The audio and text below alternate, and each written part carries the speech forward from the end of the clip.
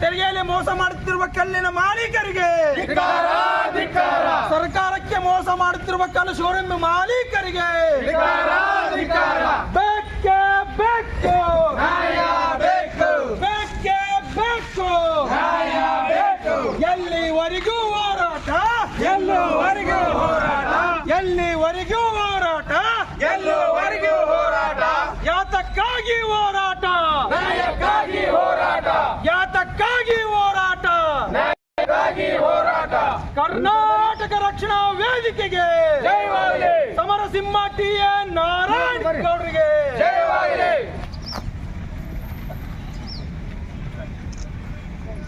ನ್ಯಾಯ ಬೇಕು, ಬೇಕೇ ಬೇಕು, ನ್ಯಾಯ ಬೇಕು.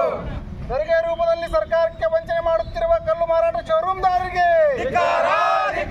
ತೆರಿಗೆ ರೂಪದಲ್ಲಿ ಸರ್ಕಾರಕ್ಕೆ ವಂಚನೆ ಮಾಡುತ್ತಿರುವ ಕಲ್ಲು ಮಾರಾಟಗಾರ ಶೋರೂಮ್ಗಳಿಗೆ ಬೇಕೇ ಬೇಕು, ನ್ಯಾಯ ಬೇಕು, ಬೇಕೇ ಬೇಕು, ನ್ಯಾಯ ಬೇಕು. ಯಾವತ್ತೂ ನನ್ನ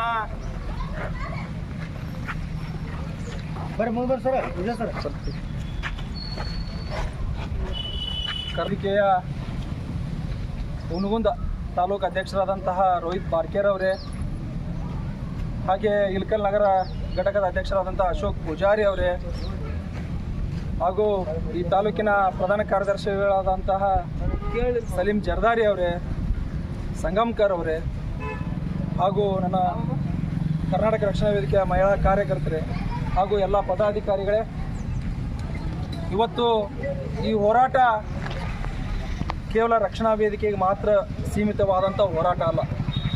ಯಾಕಂದರೆ ಇವತ್ತು ಈ ಹೋರಾಟ ಪ್ರತಿಯೊಬ್ಬ ಜನಸಾಮಾನ್ಯರಿಗೂ ಮುಟ್ಟಬೇಕಾದಂಥ ಹೋರಾಟ, ಪ್ರತಿಯೊಬ್ಬರು ಹೋರಾಟ ಮಾಡಲೇಬೇಕಾದಂಥ ಹೋರಾಟ ಇದು. ಇವತ್ತು ಎಲ್ಲ ಕಡೆ ನಾವು ನೋಡ್ಬೋದು ಭ್ರಷ್ಟಾಚಾರ ಅಂತೂ ಇಡೀ ರಾಜ್ಯದಲ್ಲೇ ತುಂಬಿ ತುಳ್ಕೋಗೋದಿದೆ, ಅದಕ್ಕಂತೂ ಎರಡನೇ ಮಾತಿಲ್ಲ. ನಾವೇನು ಕಮ್ಮಿ ಅಂತಂದು ಕಲ್ಲಿನ ಶೋರೂಮಿನ ಮಾಲೀಕರು ಮತ್ತು ಒಂದಿಷ್ಟು ಫ್ಯಾಕ್ಟ್ರಿ ಮಾಲೀಕರು ನಾವು ರಾಜಕಾರಣಿಗಳಿಂದ ಏನು ಕಮ್ಮಿ ಇಲ್ಲ. ನಾವು ಮೋಸ ಮಾಡಿದ್ರಾಗ ಎತ್ತಿದ ಕೈ ಅಂತಂದು ಅವರು ಕೂಡ ಮೋಸ ಮಾಡ್ತಾ ಇದ್ದಾರೆ. ಅದರಲ್ಲಿ ಮುಖ್ಯವಾಗಿ ಶೋರೂಮ್ಗಳು, ಕಲ್ಲು ಮಾರಾಟ ಮತ್ತು ಪ್ರದರ್ಶನ ಶೋರೂಮ್ಗಳು, ಅಂದರೆ ಕಲ್ಲು ಏನು ಕೊಡ್ತಾರೋ ಆ ಶೋರೂಮ್ನ ಮಾಲೀಕರು ಒಂದಿಷ್ಟು ಸೂತ್ರದ ಪ್ರಕಾರ ಜನಗಳಿಗೆ ಮೋಸ ಮಾಡ್ತಾ ಇರುವಂಥದ್ದು ಇತ್ತೀಚೆಗೆ ಜಾಸ್ತಿ ಆಗಿದೆ. ವ್ಯಾಪಾರಸ್ಥರುಗಳಿಗೆ ನಾವು ಒಂದು ಎಚ್ಚರಿಕೆ ಕೊಡ್ತೀನಿ. ನೀವು ನಮ್ಮ ರಾಜ್ಯಕ್ಕೆ ಬಂದಿದ್ದು ಅತಿಥಿಯಾಗೇ ಇರಬೇಕು.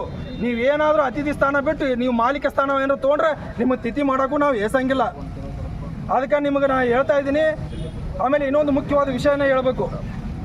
ಕೆಲವೊಂದಿಷ್ಟು ನಾನು ನಗರಸಭೆಗೆ ಒಂದು ಪ್ರಶ್ನೆ ಮಾಡೋಕ್ಕೆ ಕೇಳ್ತಾ ಇದ್ದೀನಿ. ಕೆಲವೊಂದಿಷ್ಟು ಮಳಿಗೆಗಳಿಗೆ, ಕೆಲವೊಂದಿಷ್ಟು ಫ್ಯಾಕ್ಟ್ರಿಗಳಿಗೆ ಯಾರೂ ಕೂಡ ಯಾವ ರೀತಿ ಪರ್ಮಿಷನ್ ಕೊಟ್ಟಿದ್ದಾರೆ, ಯಾವ ರೀತಿ ಪರವಾನಗಿ ಕೊಟ್ಟಿದ್ದಾರೆ ಅನ್ನೋದು ನಾನು ಕೇಳಬೇಕಾಗಿದೆ. ಕೆಲವೊಂದಿಷ್ಟು ಶೋರೂಮ್ಗಳಿಗೆ ನಗರಸಭೆಯಿಂದ ಜಾಸ್ತಿ ಪರವಾನಗಿ ಇಲ್ಲ, ಕಲ್ಲಿನ ಫ್ಯಾಕ್ಟ್ರಿಗಳಿಗೆ ಪರವಾನಗಿ ಇಲ್ಲ. ಆದರೂ ಕೂಡ ಇದು ಒಂದು ರೀತಿ ಇಂಡಸ್ಟ್ರಿಯಲ್ ಏರಿಯಾ ಅಂತ ಎಲ್ಲಿ ಬೇಕಾದಲ್ಲಿ ಶೋರೂಮ್ ಹಾಕ್ಕೊಂಡು ತಾವು ಮೆರೆದಾಡಾಕೋತಾರೆ. ಆ ಪರವಾನಗಿಯನ್ನು ಕೂಡ ನಾನು ನಗರಸಭೆ ಆಯುಕ್ತರಲ್ಲಿ ನಾನು ಕೇಳ್ತಾ ಇದ್ದೀನಿ. ಅದರ ಕೂಲಂಕುಷವಾಗಿ ಅದನ್ನು ಕೂಡ ಪರಿಶೀಲನೆ ಮಾಡಬೇಕು. ಅಂಥ ಪರವಾನಗಿ ಇರಲಾರ್ದಂಥ ಶೋರೂಮ್ಗಳನ್ನು ಯಾವುದೋ ತದ ತಕ್ಷಣ ಅದನ್ನು ಅವರು ಕೊಟ್ಟಿರುವಂಥ ಪರವಾನಗಿ ಹಿಂಪಡಿಬೇಕು. ಆಮೇಲೆ ಪರವಾನಗಿ ಇರಲಾರ್ದವ್ರನ್ನ ಅದನ್ನು ಲಾಕ್ ಮಾಡಬೇಕು, ಸೀಸ್ ಮಾಡಬೇಕು. ಆಮೇಲೆ ಎಲ್ಲದಕ್ಕಿಂತ ಹೆಚ್ಚಿಗೆ ನಾನು ಮಾಧ್ಯಮ ಮುಖಾಂತರ ನಾನು ಜನಗಳಿಗೆ ವಿನಂತಿ ಮಾಡ್ಕೊಳ್ತೇನೆಂದರೆ, ಈ ಸೂತ್ರದ ಆಧಾರ ಇದ್ದಲ್ಲಿ ಮಾತ್ರ ನೀವು ಕಲ್ಲನ್ನು ತೆಗೆದುಕೊಳ್ಳ್ರಿ. ಇಲ್ಲ ಅಂದರೆ ನೀವು ಮೋಸ ಹೋಗೋದು ಮಾತ್ರ ಕಠಿಣ. ಇದೇ ಅಂತ ಫಿಕ್ಸು. ಇಷ್ಟು ಹೇಳಿ ನನ್ನ ಮಾತನ್ನು ಮುಗಿಸ್ತಾ ನನ್ನ ಮುಂದಿನ ಮಾತನ್ನು ನನ್ನ ರೋಹಿತ್ ಬಾರ್ಕೇರ್ ಅವರಿಗೆ ಮಾತಾಡೋಕ್ಕೆ ಅವಕಾಶ ಕೊಡ್ತಾ ಇದ್ದೀನಿ. ವೇದಿಕೆ ಹುನಗುಂದ ಮತ್ತು ಇಳಕಲ್ ತಾಲೂಕಾ ಘಟಕ ಇವರು ಕಚೇರಿಗೆ ಬಂದು ಮನವಿ ಪತ್ರವನ್ನು ಸಲ್ಲಿಸಿದ್ದಾರೆ. ಈ ಮನವಿ ಪತ್ರವನ್ನು ನಾನು ತಾಲೂಕಾ ಆಡಳಿತವನ್ನು ಸ್ವೀಕರಿಸಿದ್ದೀನಿ. ಮನವಿ ಪತ್ರದಲ್ಲಿ ವಿಷಯದ ಕುರಿತಂತೆ ಏನು ಈ ಮನವಿ ಪತ್ರದಲ್ಲಿ ಏನೇನು ಪಾಯಿಂಟ್ಸ್ಗಳಿದಾವೆ ಇದರ ಬಗ್ಗೆ ಮಾನ್ಯ ಜಿಲ್ಲಾಧಿಕಾರಿಗಳಿಗೆ ಸೂಕ್ತ ಕ್ರಮ ಕೈಗೊಳ್ಳೋಕ್ಕೆ ಮತ್ತು ಸೂಕ್ತ ನಿರ್ದೇಶನಕ್ಕಾಗಿ ನಾವು ಕಳಿಸ್ತೀವಿ. ಇದರಲ್ಲಿ ಏನೇನು ಪಾಯಿಂಟ್ಸ್ಗಳಿದಾವೆ, ಗ್ರಾನೈಟ್ಸು ಓನರ್ಸ್ ಯಾರ್ಯಾರಿದ್ದಾರೆ ಅವ್ರದ್ದು ಕರೆದು ಸಹಿತ ಇದರ ಬಗ್ಗೆ ನಾನು ಮಾತಾಡೋಕ್ಕೆ ಕ್ರಮ ವಹಿಸ್ತೀವಿ. ಎಲ್ಲರಿಗೂ ಸರ್ ನಾವು ಇನ್ನೊಂದು ಚೆಕ್ ಪೋಸ್ಟಿಂಗ್ ಅಂತ ಹೇಳಿದ್ವಿ ಸರ್.